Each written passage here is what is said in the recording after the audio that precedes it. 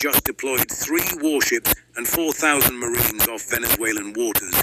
This comes as Venezuela activates 4.5 million militia members in direct response to American military movements. But why is this happening now?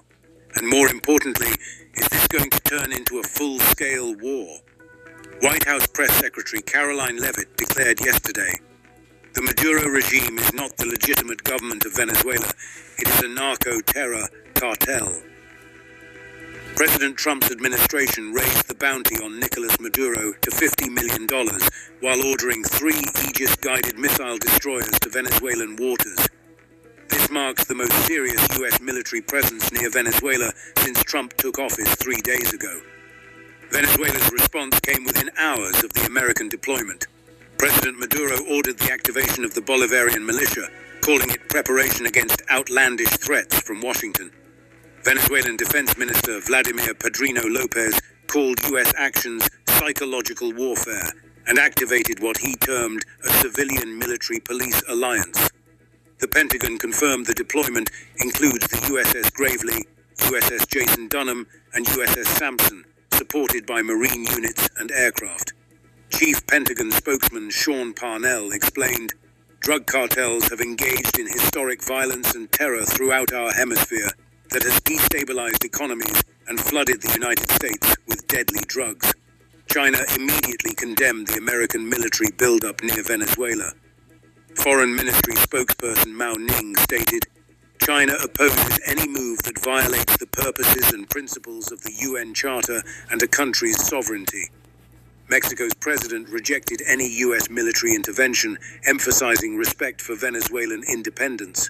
The timing connects directly to Trump's executive order designating drug cartels as foreign terrorist organizations on his first day in office. U.S. authorities seized over $700 million in property allegedly linked to Maduro's government yesterday. The Justice Department called it the largest asset seizure targeting Venezuelan officials to date. Secretary of State Marco Rubio endorsed the military deployment, linking it to protecting American citizens from drug trafficking operations. Venezuelan opposition leader Maria Corina Machado thanked President Trump publicly. "Thank you for pressuring to defeat this criminal organization." Venezuela banned all drone flights in national airspace yesterday, recalling a 2018 attempted drone attack on Maduro. The U.S. also banned Chevron from Venezuela's oil sector, effectively shutting down the country's primary revenue source. Venezuelan Foreign Minister Ivan Gil called American sanctions crude political propaganda and denied the existence of the Cartel of the Suns. Dana Jimenez from Venezuelan opposition group Vente Venezuela stated from Houston, "We want to come back to our country, and we want to be free. We need United States leadership." The deployment follows intelligence reports linking Venezuelan military officials to cocaine shipments entering American ports. UN Secretary General Antonio Guterres called on both nations to de-escalate tensions through diplomatic channels. Russia maintains military advisors in Venezuela and has previously warned against U.S. intervention in the region. Iran continues supplying Venezuela with fuel and technical support despite American warnings to cease cooperation. Venezuelan militias received weapons and training throughout yesterday as commanders prepared defensive positions near major cities. American Marines aboard the deployed vessels remain on high alert for counter-narcotics operations in Caribbean waters. The crisis tests whether military pressure can force regime change or will escalate into direct confrontation.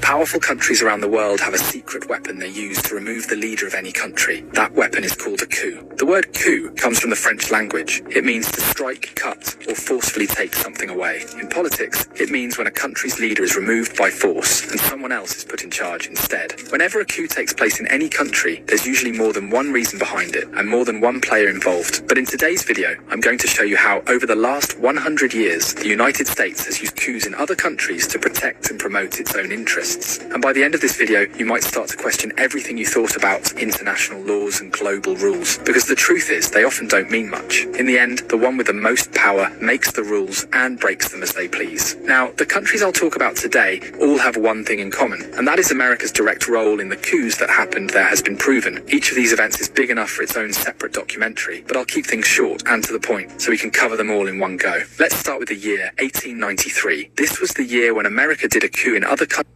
Alright, Shalom.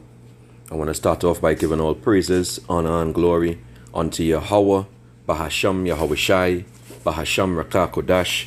Double honor unto the apostles and the elders of the great millstone who rule well. Peace and salutations unto the hopeful elect, beginning with the 144,000 men. Rumors of war. Alright, USA moves on Venezuela.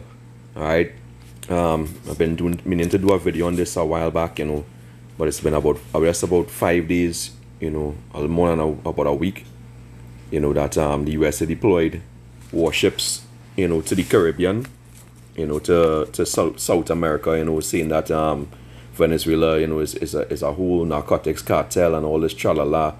And we all know that that's just going back into a lie.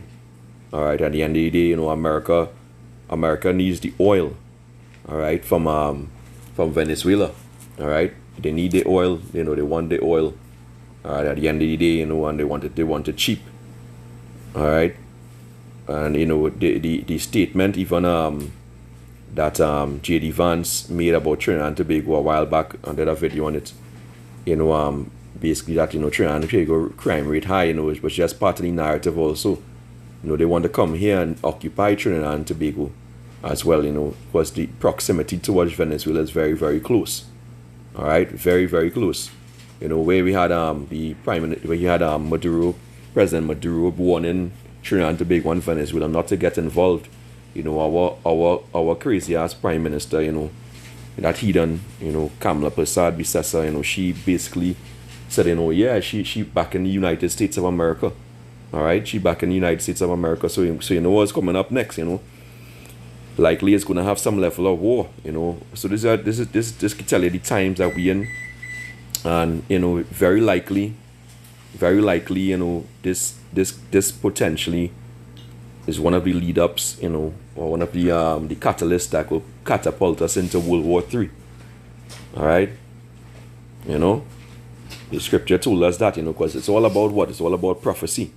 We've seen here in this last video how the USA governments, removes governments and leaders, and they tried to remove Maduro before to bring in Juan Guaido.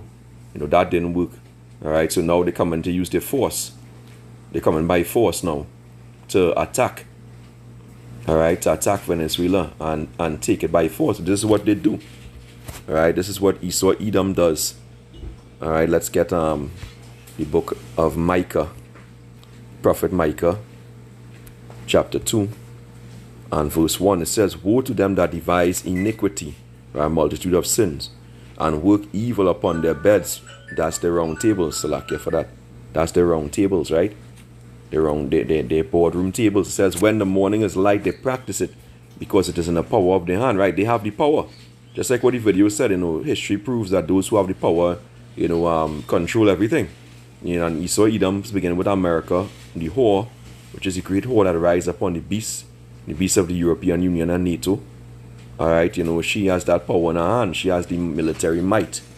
And that's what they're doing, So devising iniquity, they say they're going to illegally come and take over the Maduro's government and Venezuela. Alright, Micah 2 and 2, it says, and they covet fields and take them by violence, and houses and take them away.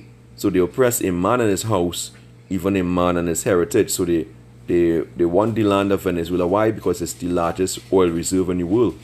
Right? Between Trinidad, Venezuela, and Guyana.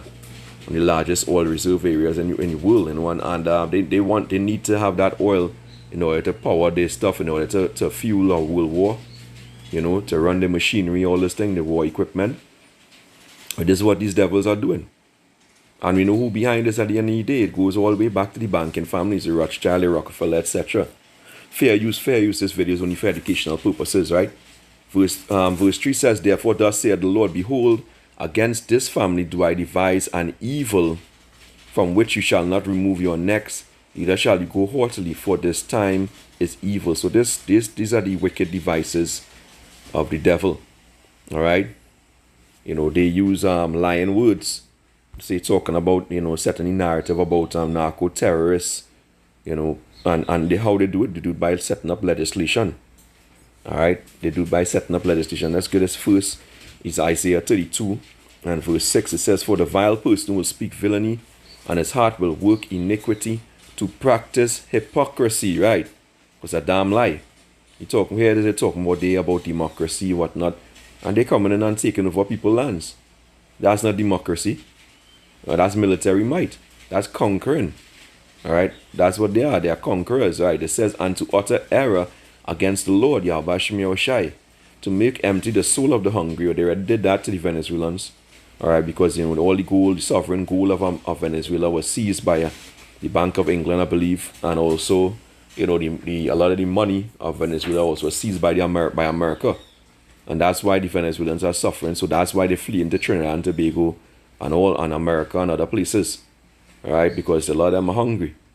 All right, they can't eat properly because why the economy is going through is in shambles. Right, it says, "And he will cause the drink of the thirsty to fail," and going back into Jake. Right, the instruments also of the churl are evil. They devise wicked devices to destroy the poor with lying words. Right, lying words. Even when the needy speak it, all right, so it's lying words they're using. And how these devils do it? They do it via laws, passing laws, legislation. I think it's Psalm 94, I believe on verse 20. Yes, Psalm 94 and 20. "Shall the throne of iniquity have fellowship with thee, which frameth mischief by a law?" That's right. You heard how Trump setting up this the narco terrorist law, I believe it's an executive order, when he first came into office. So they already had all these things set up. They already sit down on the round tables and plan all this shit. Right? There's nothing new. Right? And they banned Chevron from shipping oil from Venezuela. All right, to kill the economy, to starve them out, so now they could come and invade and do what they want with Venezuela. This is what we're going back into. So we have to understand what's going on, and the fact that this our crazy ass prime minister, which I don't know what she thinks. Trinidad and Tobago doesn't have any military. It just have a little regiment. And she's talking big. There's a guy who actually had a dream on TikTok about Venezuela invading Trinidad and Tobago. All right, he had a dream about I believe 7 ships. 7 goes into complete takeover, and Maduro was on the deck, and they were invading Trinidad and Tobago, like how Russia invaded Ukraine, and very likely similar things could happen because at the end of the day, nobody wants the United States at the border, and if anybody's housing them, that's like why Ukraine was housing America, and Russia came in because why it's a risk to the country. The same thing Maduro will be in the same shoes. All right, so don't be surprised at anything what plays out in this place. Don't be surprised at all. All right, it's a crazy time. The time of Jacob's trouble, the time of World War III is coming. And it's close on hands. It's close on hand. The devil is coming down with great wrath. Now he have but a short time. All right, let's go here. Let's get him book of Matthew 24 and verse Matthew 24 and verse 4. It says, "And Yahushua answered and said unto them, Take heed that no man deceive you, for many shall come in my name, saying, I am Mashiach, and shall deceive many. And ye shall hear of wars and rumors of wars." Right, this is the end. Right, because the question they asked the Lord what will be the sign of his coming and the end of the world? And this is one of the signs of the Lord coming back and the end of the world. Wars and rumors of wars. Right? It says, "See that ye be not troubled, for all these things must come to pass, but the end is not yet. For nation shall rise against nation, and kingdom against kingdom, and there shall be famines and pestilences and earthquakes in diverse places." All this is happening. All these are the beginning of sorrows. So these are the beginning of sorrows. This is what the Lord said will come to pass. And guess what? It's coming to pass. It's coming to pass. And everybody is knowing who the man of sin is, the son of perdition. All right? Now is the time for him to be revealed. who the devil is, the so-called Antichrist. There's more than one Antichrist, there's many Antichrists. Alright, and these are these Edomites, especially the banking families, the lead Edomites, the house of Amalek, the lead tribe of Esau Edom. Alright, so this is what it is. So understand was taking place. Alright, I'm going to read verse 6 in the NLT. It says, and you will hear of wars and threats of wars, but don't panic. Yes, these things must take place, but the end won't follow immediately. Because why? They need certain prophecy, need to take place in chronological sequence. Alright? I think it's 2nd Ezra 4 and 37. Remember, the Lord does things in order. 2nd Ezra 4, verse 37. It says, by measure had he measured the times, and by number had he numbered the times, and he doeth not move nor stir them, until the said measure be fulfilled. And the MOTB, the RFID microchip has to be pushed first before World War III pops off. Alright? And that's the Lord doing things decently and in order. So look for that first. Once you see that, then all hell breaking loose. And as the scripture say, how we go with this, the third will come out quickly. Let me see if I can get the third will come out quickly. Here we go. Revelation 11 and 14. Book of Revelation, chapter 11, verse 14, straight to the point. It says, the second woe is past, and behold, the third woe cometh quickly, which is the third world war. Alright? The Lord's time is not like our time, right? We think a lot of time is past, but in the heavenly realms, it's a short period of time. Alright, so things are about to pop off. Keep your eyes open. We in Trinidad here, have to keep our eyes open. Keep on the ramparts of the city, the battlements of the city. Keep on watching, as we set up to be watchmen, and to understand what's going on in this world. Alright, I pray this lesson was edifying. Till the next time, Shalom wa Harag Babal.